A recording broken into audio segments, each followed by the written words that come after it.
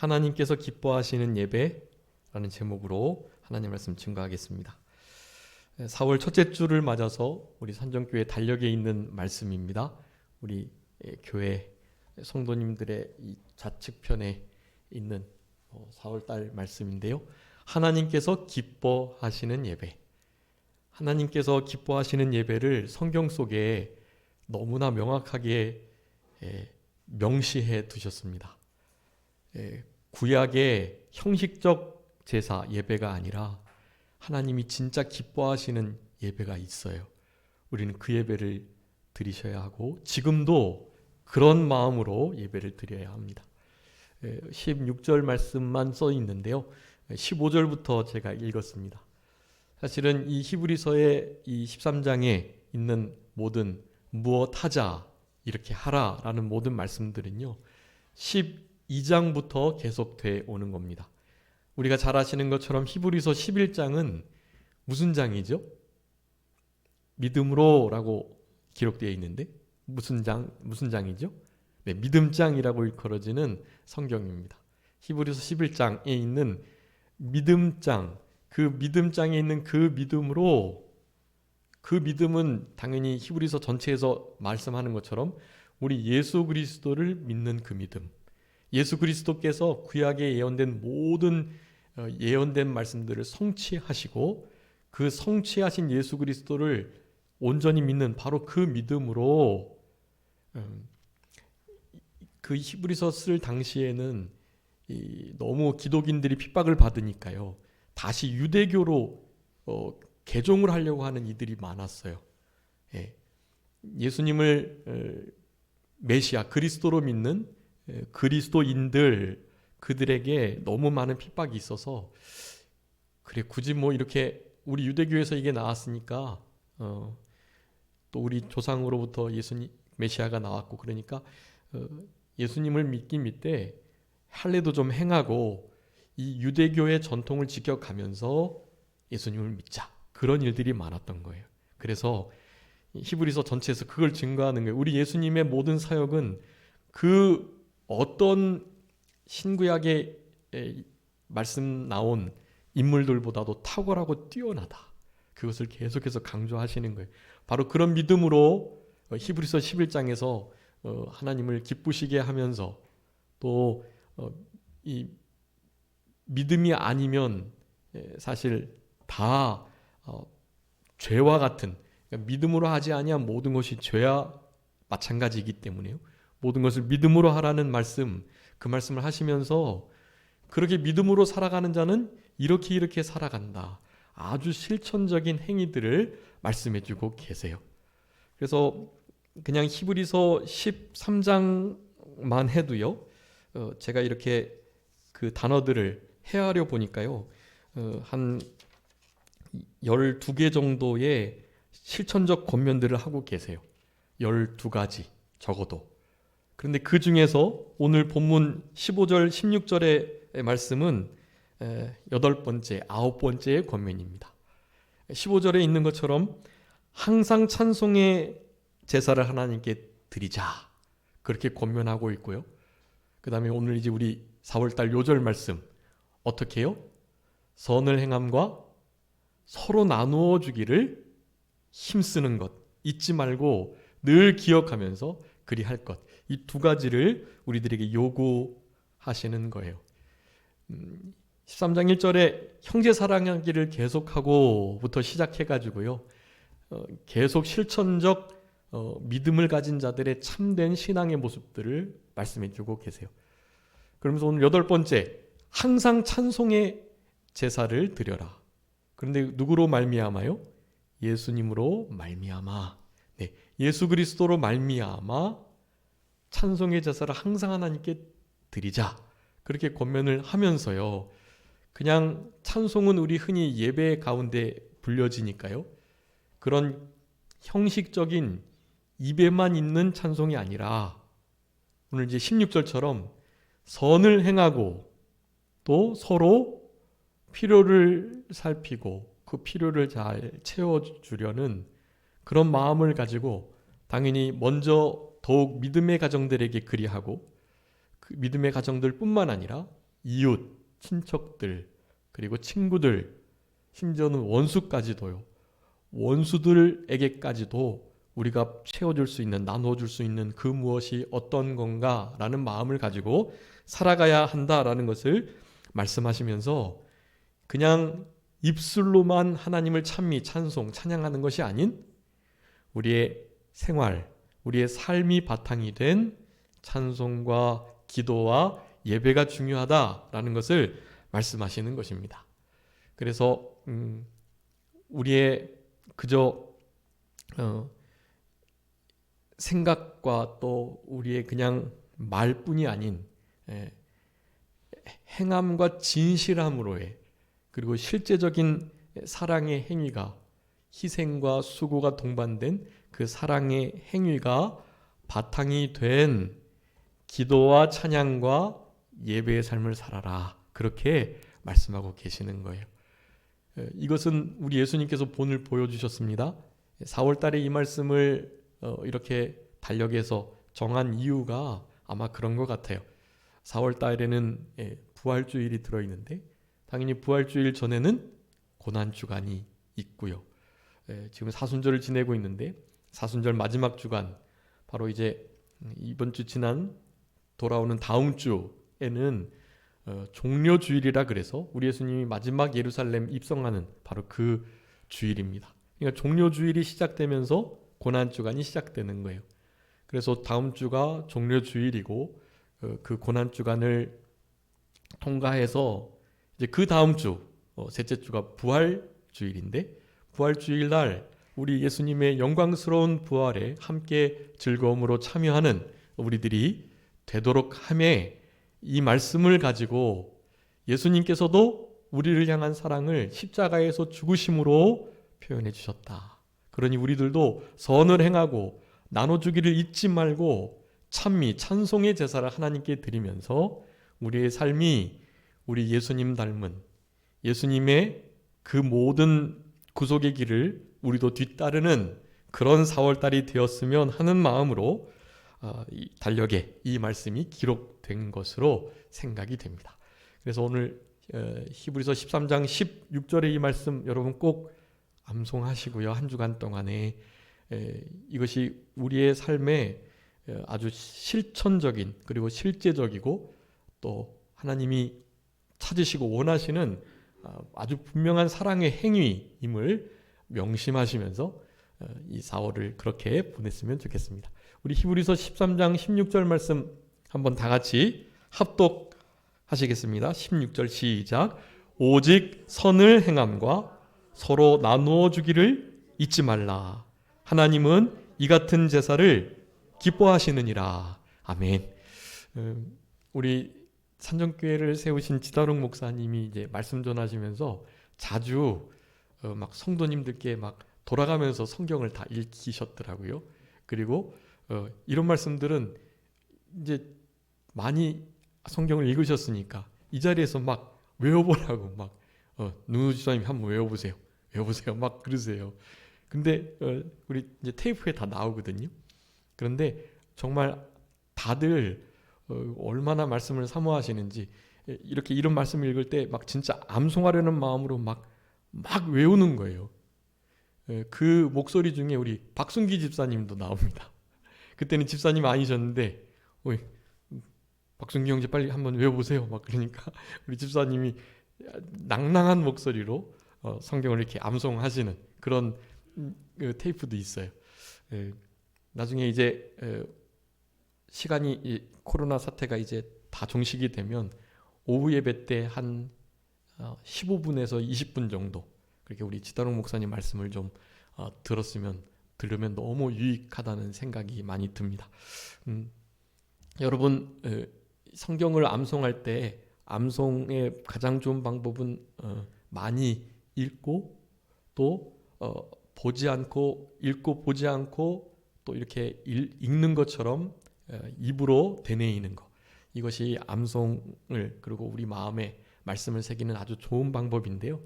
이렇게 칠판에다가 이 말씀 구절을 써놓고 이를테면 오직 선자를 이렇게 지우는 거예요. 그래서 오직 빈칸하고 을 행함과 이렇게 해놓고 띄엄띄엄 지워놓고 그렇게 쭉 읽는 거죠. 오직 무엇을 행함이었지? 선을 행함과 이런 식으로 이제 외우면 아주 빨리 외워지는 것 같더라고요. 그런 지금 내가 이거 외워서 암송을 해야 된다, 발표해야 된다 하는 긴장을 가지시고 그렇게 암송하시면 사실은 우리 1시간여 예배 드리는 이 예배 가운데에도 이 말씀을 실제로 암송할 수도 있을 거예요. 그런 마음을 가지시고 다시 한번 지금 이제 제가 막 꼭 시킬 것처럼 그렇게 이 말씀을 한번 암송해 보도록 하겠습니다. 히브리서 13장 16절 다 같이 읽습니다. 시작. 오직 선을 행함과 서로 나누어 주기를 잊지 말라. 하나님은 이 같은 제사를 기뻐하시느니라. 아멘. 네. 사실은 여기에 대한 다른 더 깊은 영적 해석은 필요 없어요. 여기 있는 그 말씀대로 실천하시면 되는 겁니다. 이런 실제적 삶이 바탕이 되었을 때 우리가 고백하는 찬송과 찬미를 우리 하나님은 정말 기쁘게 받으시고 우리의 예배 시간에 드려지는 찬송뿐만이 아니고요. 우리의 아주 평범한 일상생활 속에서의 우리의 선한 친절, 아주 선한 다른 이들을 향한 긍휼의 마음, 또 그들의 필요를 좀 어떻게든지 살펴서 그것을 좀 채우려고 하는 그런 정말 좋은 마음, 여러분 그런 마음들 하나하나를 우리 하나님은 제사로 여기시고 그것을 기뻐하신다고 말씀하고 계세요. 그러니까 우리는 그런 삶을 우리 예수원이라고 혹시 아시는지 모르겠어요. 대천덕 신부님이 계셨던 신부님이긴 하지만 그 아버지께서 아주 개혁주의적인 귀한 목사님이셔서요. 그의 신학은 천주교와 같지 않고요. 아주 개혁주의적 신앙을 가지고 있습니다. 대청덕 신부님께서 운영하셨던 예수원이라는 공동체가 있는데요. 거기에 그렇게 써 있다고 하더라고요. 저도 못 가봤는데 그 텃밭을 일구는 데가 있대요. 항상 그 예수원에 가면 그 일을 꼭 해야 되는데요. 일을 해야 되는데 거의 그 텃밭 입구에 그렇게 써 있대요.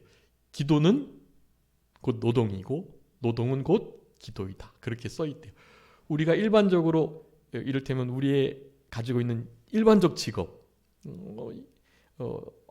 우리 여자 집사님들로서는 이제 이를테면 가정일, 여러분 설거지하거나 쓰레기를 비우거나 세탁을 빨래를 하거나 이렇게 이렇게 집을 청소하거나 여러분 이런 일들이요. 그냥 하나님과 관계없는 세속적인 일, 그리고 정말 하나님이 별 마음 안 쓰시는 그런 일이 아니고 여러분 그런 조그만 일조차도요. 우리 하나님께서는 기쁨의 제사를 받으시는 것처럼 그렇게 보신다라는 것을 기억하셔야 돼요.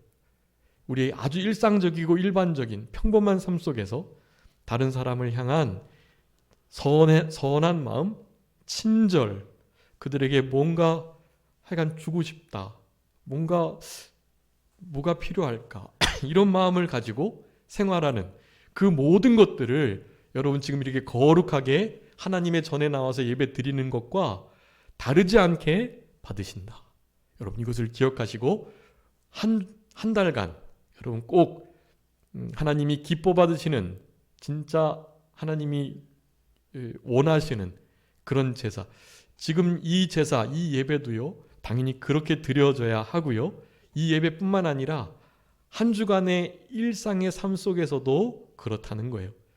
그런 삶을 살아온 다음에 다음 주일날 하나님 앞에 나와서 찬송을 드릴 때 여러분 그 찬송은 최고의 천상의 찬송이 되는 것입니다. 하나님이 정말 기뻐 받으시는 그런 예배를 그렇게 드리셔야 되는 거예요.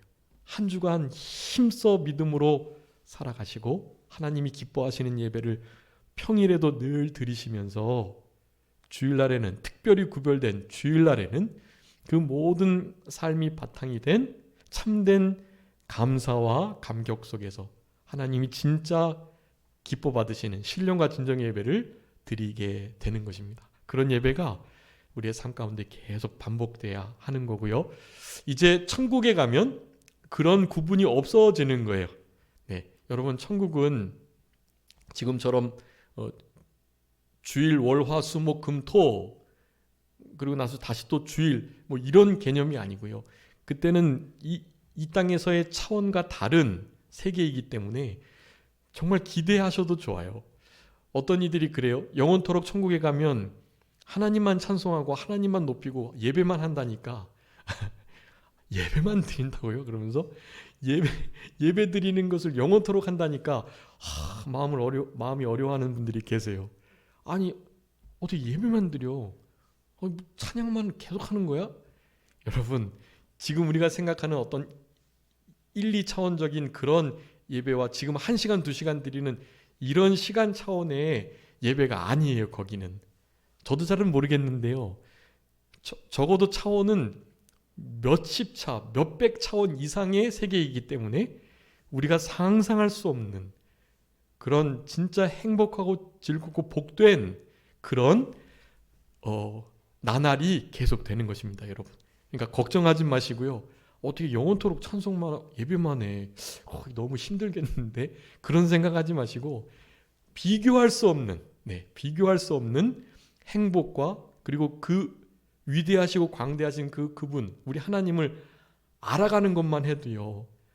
이 시간에 주님을 하나님을 알아가잖아요. 우리가 예배를 통해서 영원한 하늘나라에서는 얼굴과 얼굴을 대면하여 그분을 알아가기 때문에 흔히 말해서 시간 가는 줄 모르고요. 시간이 영원히 계속된다 해도 그분을 알아가는데 끝이 없어요. 그래서 실제로 우리 누가복음 19장에 16장에 있는 것처럼 우리 거지의 나사로가 천국 갔을 때 또 그 자색 옷을 입은 부자가 지옥 갔을 때 그들이 분명하게 이 땅에 있는 일들을 기억하잖아요. 예. 실제로 이 땅에 두고 온 형제 자매 아내 남편 자녀들 부모님들 있지만 천국에 가면 사실은 별로 이쪽 땅에다 관심을 기울이지 않아요. 왜일까요? 그 하나님을 알아가기에도 너무나 기쁘고 즐겁고 반갑고 막 끝이 없어요. 그분을 알아가는 즐거움이요.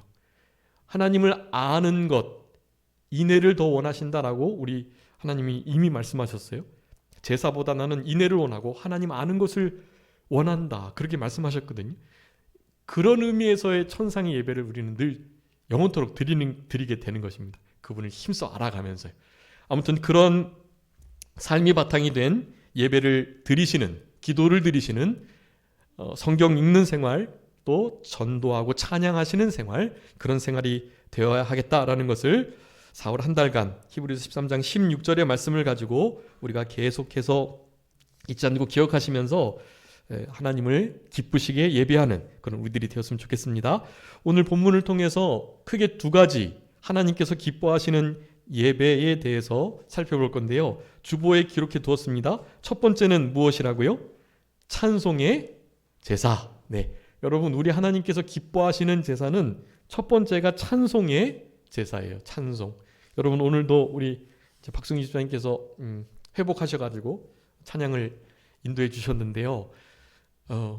이렇게 예배 전 찬양 드릴 때 우리 예배 가운데 임례송을 비롯해서 보혈에 관한 찬송, 성령에 관한 찬송, 하나님께서 행하셨던 일들에 대한 찬송, 이런 찬송들을 우리가 부르면서 하나님께 영광을 돌리고 있어요.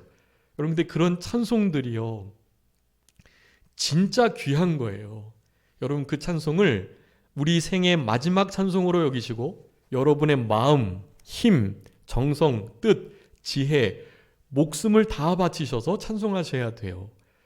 이게 마지막 찬송이다. 그냥 찬송 부르지 마시고요. 막 힘을 다해서 하나님께 찬송 드리셨으면 좋겠어요. 근데 그런 힘이 어디서 나올까요? 그거는 목사가 그렇게 하라고 힘을 다해지는 게 아니고요. 한 주간 오늘 본문에서 말하는 하나님이 기뻐하시는 제사를 드리는 자로서의 삶을 살아오면 그러면 찬송이 그렇게 나와요. 실제로. 네. 그렇게 살아온 자들이 잘못 살아온 것에 대해서 후회가 되고 너무 안타깝고 이번 한 주간은 절대 그런 후회가 없어야지, 그런 마음을 가지고 하나님께 막 그렇게 찬송하는 거란 말이에요. 여러분, 그런 찬송을 언제 들으셨는지 모르겠는데 오늘 이 순간에, 오늘 주일 예배 때 그런 찬송들을 들으시기 바라고, 그 누군가가 물어봤을 때 2020년 4월 첫째 주 3일 주일날 그 주일 예배 때 내가 나의 최고의 찬송을 하나님께 드렸다, 그렇게 고백할 수 있는 그런 찬송의 시간들이 되어야 됩니다. 여러분, 찬송은요 정말 복된 거예요. 여러분, 찬송할 때 우리의 심령이 살고요, 하나님이 진짜 영광 받으세요. 오늘 히브리서 13장 15절에 우리 하나님께서 기뻐 받으시는 예배, 하나님이 기뻐하시는 제사는 무슨 제사라고요? 찬송의 제사이다. 개역성경에 찬미의 제사라고 나오는데요, 찬미, 찬송, 찬양 다 같은 의미를 가져요. 찬송의 제사를 우리 하나님은 기뻐하신다. 여러분, 우리가 왜 지어졌나요? 여러분, 하나님이 여러분들을 왜 지으셨을까요? 창조의 목적이 분명하게 드러나는 성경 구절들이 제법 있어요. 그 중에 하나입니다. 여러분 꼭 기억하셨으면 좋겠어요. 이사야 43장 21절 한번 읽어봐 주세요. 이사야 43장 21절. 이사야 4321 이렇게 기억하시면 돼요. 이사야 43장 21절. 이 백성은 내가 나를 위하여 지었나니 나를 찬송하게 하려 함이니라. 아멘. 여러분, 하나님께서 우리를 왜 지으셨다고요? 나를 찬송하게 하기 위함이다. 여러분, 그러니까 이것만 하셔도요, 여러분의 삶의 목적을 이루시는 거예요. 다른 건 내가 이 땅을 어떻게 살아갈까? 나의 삶의 목적이 뭐지? 나는 무엇을 위해 살아가야 하나? 이런 거 굳이 생각하지 않으셔도 돼요. 하나님을 찬송하는 삶이 바탕이 된 참된 찬송의 제사를 하나님이 기뻐하시도록 드리면은요, 내가 여기 이곳에 머무는 그 목적을 이루는 게 되는 거예요. 그 목적을 이루며 살아가는 자들에게는 사실은 더 아주 세부적이고 또 작은 목표와 또 추구점들이 보여요. 그렇게 그것을 하나님을 찬송하며 그 일을 따라가는 거예요. 찬송하는 이 일을 우리가 힘써 할 때 여러분, 실제로 우리의 심령 속에 참된 만족과 기쁨과 또 행복, 그런 것이 넘쳐나게 되는 거예요. 여러분, 그런 것이 없는 시대잖아요. 지금 그저 낙심하고 우울하고 또 낭망할 수밖에 없는 그런 시대를 지금 살아가고 있잖아요. 그런데 믿는 우리들은 세상과 다른 그 무엇이 있는 것입니다. 숨은 기쁨이 있다고 하죠. 흔히 숨은 기쁨. 우리 노처녀가 시집 갈 때의 기쁨. 노처녀가 맨날 나 시집 안 간다고 그러다가 시집 갈 때, 여태까지 안 간다 그랬으니까 기쁨을 막 드러낼 수는 없잖아요. 그런 숨은 기쁨이라 그래요. 이를테면 장의사가 이렇게 관을 팔 때의 그런 마음. 조의를 표하지만 어쨌든 관을 하나 파니까 막 드러낼 수 없는 어떤 기쁨, 그걸 숨을 기쁨을 가진 이들이 있는데 그 중에 하나가 바로 우리 크리스찬이다라는 거예요. 세상은 미쳤다고 말하고 세상이 도저히 알 수 없는 그런 상황, 그런 모든 환경 속에서도 기뻐할 수 있는 거예요. 세상이 줄 수 없고 빼앗을 수 없고 알 수도 없는 참된 평강 속에, 기쁨 속에 살아간 우리들이 크리스찬인 것입니다. 여러분, 찬송을 드릴 때 바로 그러한 우리의 삶의 목적을 이루며 우리에게 진짜 세상이 상상할 수 없는 기쁨이, 참된 감사가 또 즐거움이 그렇게 솟아나게 된다라는 것이에요. 그래서 우리 에베소서 1장 12절 말씀에는요, 그러니까 아까 이사야 43장 21, 이사야 4321, 그게 하나님이 우리를 창조하신 이유를 말씀하고 있다 그랬는데요. 그것은 찬송을 부르게 하기 위함이다, 그렇게 말했지만 사실은 사도 바울은 에베소서 1장 12절에 아주 더 명확하게 말씀하고 있어요. 여러분, 우리가 이 땅에 존재하는 목적은요, 그냥 우리의 목소리 정도로 하나님을 찬미하는 것 정도가 아니에요. 여러분 에베소 1장 12절에 뭐라고 말씀합니까? 하나님께서 창세전에 우리를 택하시고 예수 그리스도 안에서 우리를 예수 그리스도의 십자가 대속 죽으심 그 피로 건져내시고 성령님의 인치시는 사역을 통해서 우리 속에 성령님께서 역사하시면서 성령의 열매를 맺혀가게 하시고 성령의 인도와 주장을 받아 살아가게 하는 우리들, 여러분 우리들을 그렇게 성부 성자 성령 하나님의 구속 사역으로 이 자리에 믿음의 자리에 서게 해주신 이유는 다른 것이 아니라 이렇게 말씀합니다. 우리가 그리스도 안에서 전부터 바라던 그의 영광의 찬송이 되게 하려 합니다. 여러분 우리 성도님 한 사람 한 사람의 그 삶 자체가요 뭐예요? 그냥 찬송이신 거예요. 여러분 여러분이 삶의 목적이 찬송 부르는 것 정도가 아니라요 여러분의 삶이 여러분 존재 자체가 어떻게 해요? 하나님의 영광의 찬송이 되는 거예요.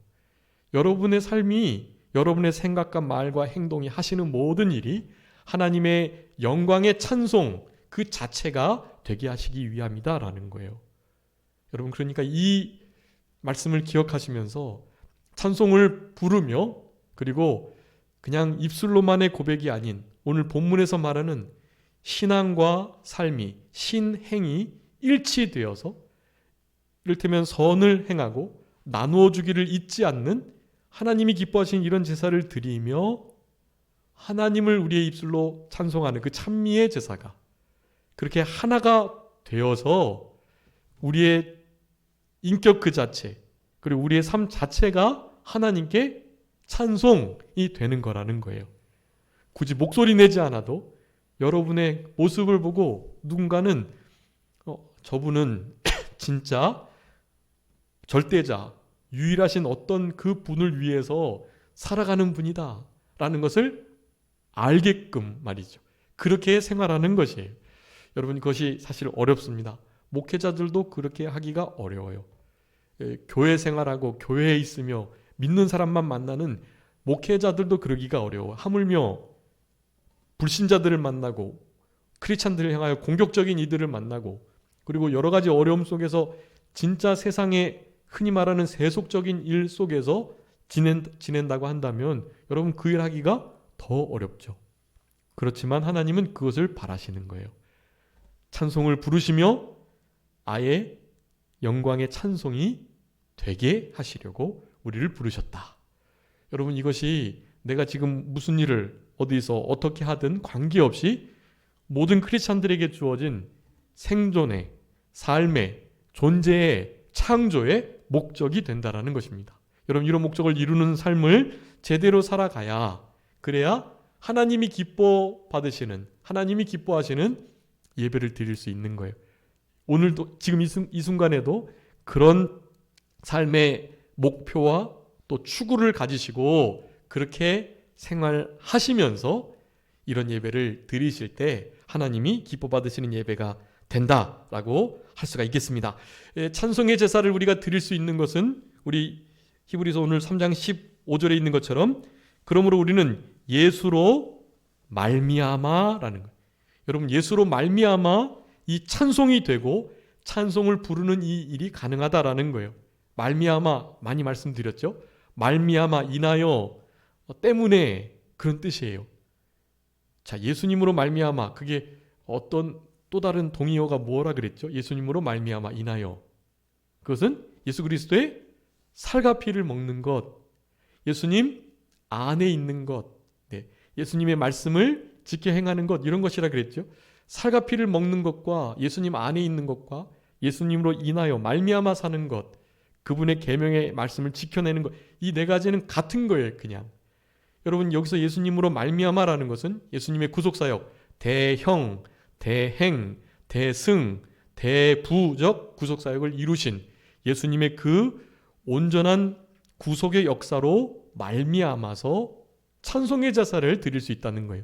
옛날 같으면 피를 흘려야 할 제사를 드려야 함에도 이제는 그 피 흘리지 않아도 된다라는 거예요.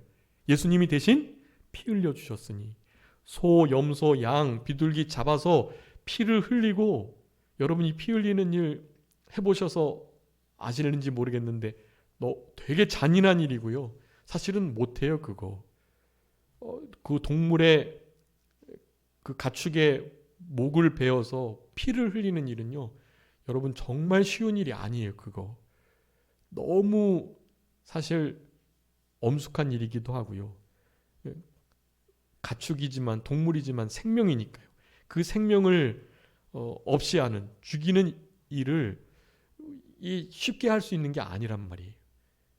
여러분 실제로 이렇게 예배를 드릴 때 한 주간 예배 생활하시다가 죄도 회개하고 하나님 앞에 화목제물도 바치고 속죄제, 속건제 이런 거 드리셔야 되기 때문에 예수님의 이 사역이 구속사역이 없으셨다면, 예수 그리스도로 말미암아 예수님으로 인하여 이런 단어가 없다면 여러분 지금도 우리는 피를 흘려야만 하나님이 예배를 받으셔야 제사를 드릴 수 있어요. 피 흘림이 없으면 죄사함이 없기 때문에 그래요. 그런데 하나님 앞에 서기 위해서 하나님 받으신 예배를 드리려면 당연히 거룩하고 깨끗한 진짜 성결된 예배가 필요한 거거든요. 이제 예배의 그 실제 어떤 본 모습들, 예배의 태도들을 살펴보면서 거룩함도 다룰 건데, 여러분 거룩함이 아주 중요한 거예요. 예배를 드릴 때는 이 거룩함이 반드시 필요합니다. 근데 이 거룩함을 우리가 어떻게 해볼 수 있는 게 아니에요. 한 주간 아무리 열심히 죄를 안 짓고 살아간다 할지라도 무슨 죄가 있을까요? 요구죄가 있어요. 요구죄. 내가 명확하게 하나님 말씀을 어긴 건 없는데 요구죄가 있단 말이에요. 하나님의 말씀을 100% 기쁨으로 즐거이 기꺼이 자원함으로 감사함으로 순종하지 못한 그런 것들, 하나님의 이 말씀에 즉각적인 순종을 막았던 아주 작은 모든 것들, 여러분 그런 것들이 다 사실은 죄예요. 죄. 우리가 미처 생각지도 못했던 것들요. 그런 거 있으면 하나님 예배 안 받으세요. 죄가 있으시면. 하나님은 정말 거룩한 분이시기 때문에, 깨끗한 분이시기 때문에 우리가 어떻게 해볼 수 있는 게 아닙니다. 우리는 어떻게 거룩하신 깨끗하신 하나님께 나아갈 수 있겠습니까? 예수 그리스도로 말미암아만 갈 수 있는 거예요. 예수 그리스도의 피를 들고 이 시간에도 하나님께 예배를 드리시는 거예요. 예수 그리스도의 살과 피를 먹고 마시는 마음으로, 그분으로 인하여 그분 때문에 그분으로 말미암아서 살아가는 그 마음의 태도를 가지시고 그렇게 예배하시는 거예요. 오늘 본문은 그런 의미입니다. 예수 그리스도로 말미암아 항상 찬송의 제사를 드려야 된다. 예수 그리스도께서 구속사역을 이루어 주셨으므로 이제는 피 없이도 찬송의 예배를 우리 하나님께서는 받아주신다라는 의미고, 그렇기 때문에 어떻게 예배하라고요? 항상 예배하라는 거예요. 예수 그리스도로 말미암아 항상 찬송의 예배를, 제사를 드려야 합니다. 여러분 예배 때만 찬송의 제사 드리고 일주일 내내 찬송의 제사 안 드리시고 그러면 안 돼요. 여러분 야고보서 3장 말씀에 보면 10절 11절에 그렇게 말씀하고 있어요. 한 입에서 저주와 찬송이 날 수 없다. 그런데 너희들은 지금 그렇게 살아가고 있다. 어떻게 한 구덩이 안에서 쓴물과 단물이 같이 날 수 있겠느냐. 저주와 다른 사람들을 저주하고 정죄하고 비판하는 것과 하나님을 찬송하는 그 일이 함께 한 입에서 이루어지면 안 된다라는 것을 말씀하고 계세요. 여러분 우리는 그런 말씀들을 심각하게 받아들이고 실제로 예수 그리스도의 그 구속의 은혜를 힘입어서 하나님이 기뻐하시는 찬미 찬송의 제사를 항상 드리셔야 돼요. 항상. 예배 때만이 아니고요. 거룩한 이 예배 때만이 아니고요. 우리의 삶이 사실은 거룩한 삶이 되어서 우리가 드려야 할 예배, 거룩한 산제사이잖아요. 원래 제물은 죽여져 드려야 하거든요. 근데 신약 시대는 우리에게 죽은 제사를 원하지 않으세요. 사한 제물, 로마서 12장 1절에 있는 것처럼 우리가 드릴 영적 예배는 사한 제물로 우리의 몸을 드리는 거, 거기에 있다는 것을 기억하시고 우리의 삶의 순간순간 항상 주일 예배뿐만이 아니고 모든 월화수목금토일 날의 모든 생활 속에서도 항상 찬미의 제사를 드리셔야 합니다. 항상.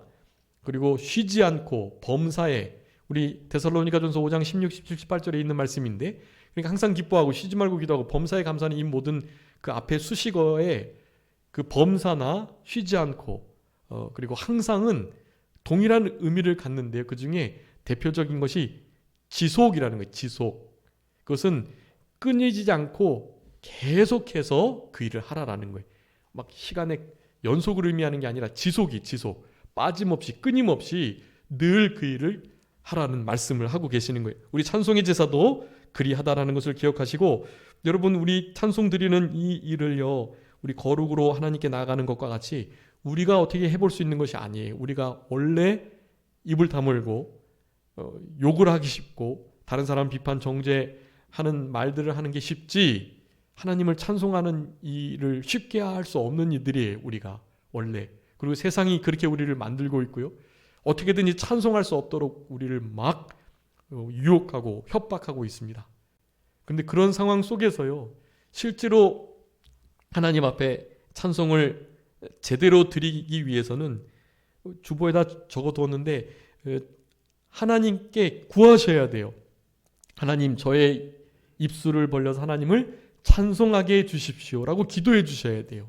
기도하시면서 우리의 입을 벌려 찬송하게 하시는 하나님의 그 일하심을 소망하시면서 그것을 바라셔야 돼요.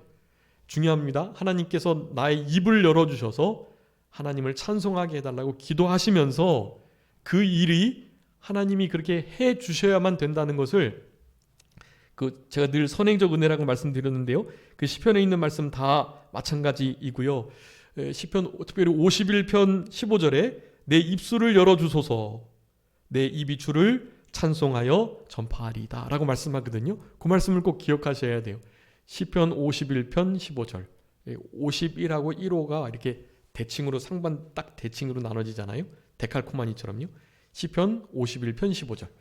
하나님께서 나의 입술을 열어주시도록 기도하고, 입술을 열어주신다면 내가 찬송하고 증거하겠다라는 말씀을 그렇게 하나님 앞에 요청드리고 있는 것입니다. 인자 같은 이가 다니엘 10장 16절에 내 입술을 만져서 내 입이 열렸다라고 말해, 주님께서 입술을 만져주셔서 찬송케 하시도록 그렇게 요청드리셔야 합니다.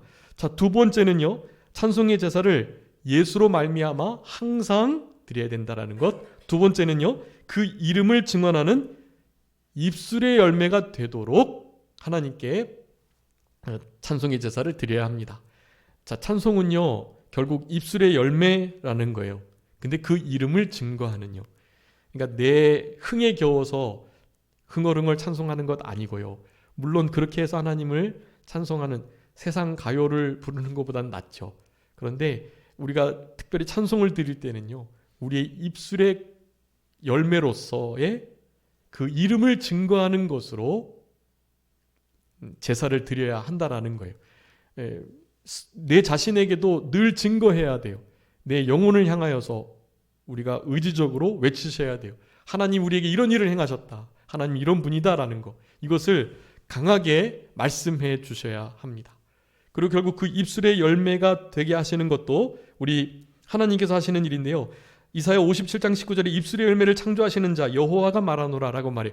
입술의 열매를 그분이 창조해 주셔야 돼요. 그러니까 입술을 벌려서 그 이름을 증거하는 입술의 열매가 맺혀지도록 해주세요 라고 기도드리는 태도가 찬송의 제사를 예수 그리스도로 말미암아 항상 드리는 우리들의 가장 기본적인 마음가짐이라고 할 수가 있겠습니다.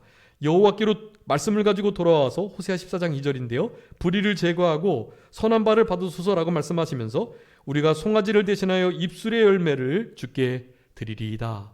호세아 14장의 말씀을 인용해서 우리 시편의 말씀을 지금 하고 있는 거거든요.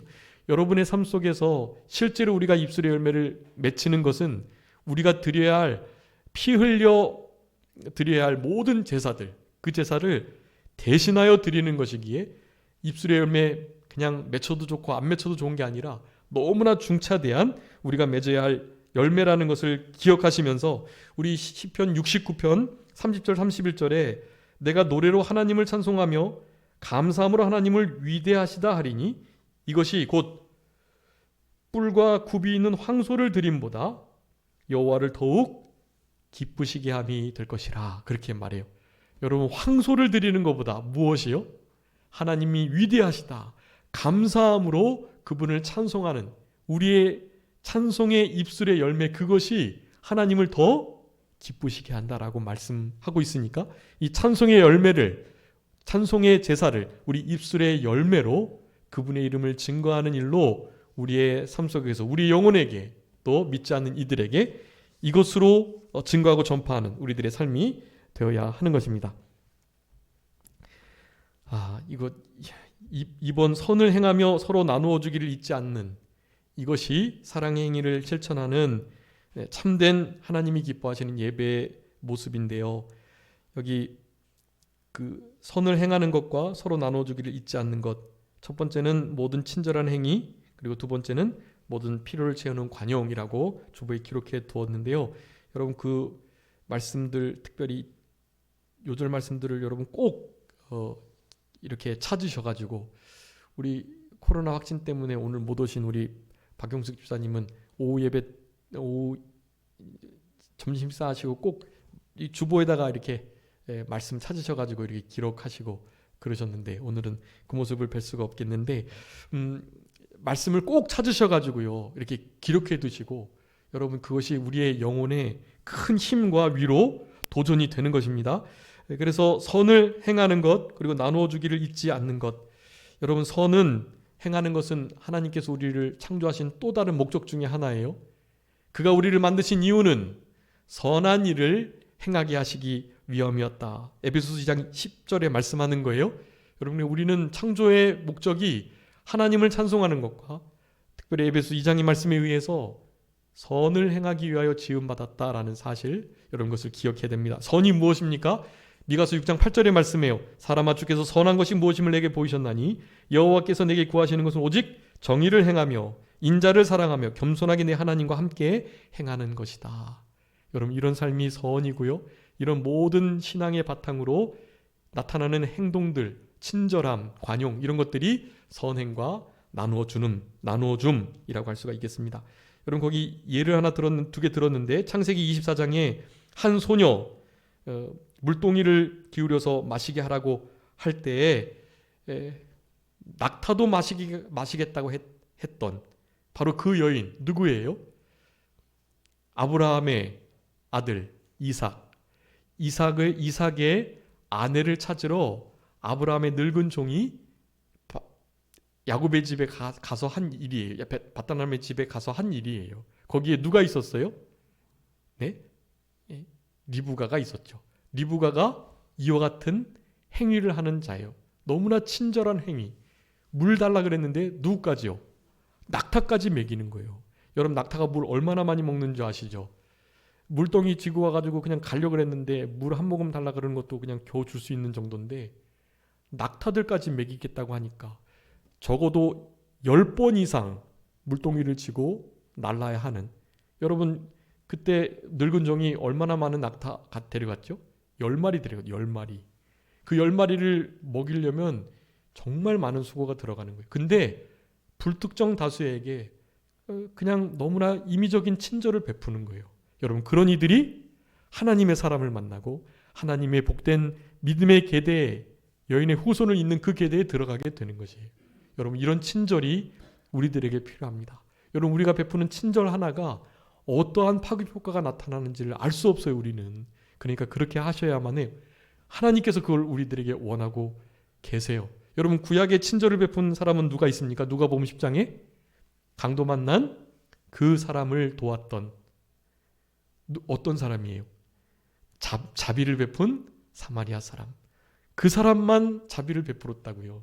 여러분 그런 이웃이 우리들이 되어야 하는 거예요. 하나님께서 그런 걸 원하시고 그런 것을 하나님이 기뻐 받으신 예배로 인정하고 계시다라는 거예요. 나눠주기를 잊지 않아야 됩니다. 주는 것은 복된 거예요. 받는 것보다. 왜 그래야 될까요? 예수님이 우리를 위해서 목숨을 주셨기 때문이에요. 그러니까 우리도 주는 것이 마땅해요. 하나님께 바치고 다른 이들에게 주면 하나님이 어떻게 주실까요? 후히 되어 누르고 흔들어 넘치도록 채워주신다고 그랬어요. 여러분 이런 말씀들을 기억하시면서 거기 주보에 써놨으니까 하나님 앞에 드리는 것, 또 구제하여 드리는 것, 이것이 얼마나 복된 일인지를 여러분 기억하시면서 서로 나눠주는 일, 선을 행하는 일, 하나님이 기뻐 받으신 이 예배를 드리셨으면, 하나님이 기뻐 받으신 예배를 드리신 우리 인생이 되셨으면 좋겠고, 여러분 그 주보에다가 샵 표시해가지고 예배의 태도 그 해놨거든요. 여러분 이거 진짜 중요하니까 여러분 꼭 찾으셔가지고 이 말씀들 여러분의 말씀들로 삼으시기를 간절히 바랍니다. 우리가 이렇게 드리는 형식적인 의식을 갖춘 예배뿐만 아니라 하나님이 진짜 원하시는 예배가 있어요. 여러분 그런 예배를 하나님께 드리시기 바라요. 그런 예배로 하나님이 기뻐하시는 우리들의 인생이 되었으면 좋겠습니다. 잠깐 기도하겠습니다. 살아계신 우리 아버지 하나님 감사합니다. 하나님께서 우리들에게 원하시고 또한 기뻐하시는 예배, 다른 것이 아니라 예수 그리스도로 말미암아 항상 찬송의 제사를 드리는 것, 그 찬송의 제사는 우리의 삶이 바탕이 되어야 한다는 것을 선을 행하며 서로 나눠주기를 잊지 않고 기억하면서 그 일을 힘써 이루는 이 삶이 바탕이 된 참된 신앙의 열매로서 하나님 앞에 찬송 드릴 때 그 예배가 하나님이 기뻐 받으시는 예배라는 사실을 기억하고 남은 때 늘 우리의 삶의 모든 영역에서 그 모든 것이 다 하나님 앞에 드리는 예배인 줄 알고 우리 하나님을 기쁘시게 섬기는 우리들의 남은 생애가 되게 하여 주시옵소서. 참된 기쁨을 누릴 수 없는 이와 같은 시대 속에 하나님이 기뻐하시는 예배를 드림으로 하나님이 우리에게 주시는 참된 기쁨과 즐거움과 만족 가운데 살아갈 수 있는 우리 모두가 되게 해주시기를 간절히 바라옵고, 이와 같은 기쁨이 특별히 어려운 일을 당한 유족들과 또 확진을 당한 이들과 또 이 세대에 정말 어렵고 힘든 모든 이들에게 이런 하나님의 참된 은혜가 계속 될 수 있도록 하나님께서 은총을 더해 주시기를 간절히 바라옵고, 모든 것 주님께 맡기오며 살아계신 예수 그리스도의 이름으로 기도 올리옵나이다. 아멘.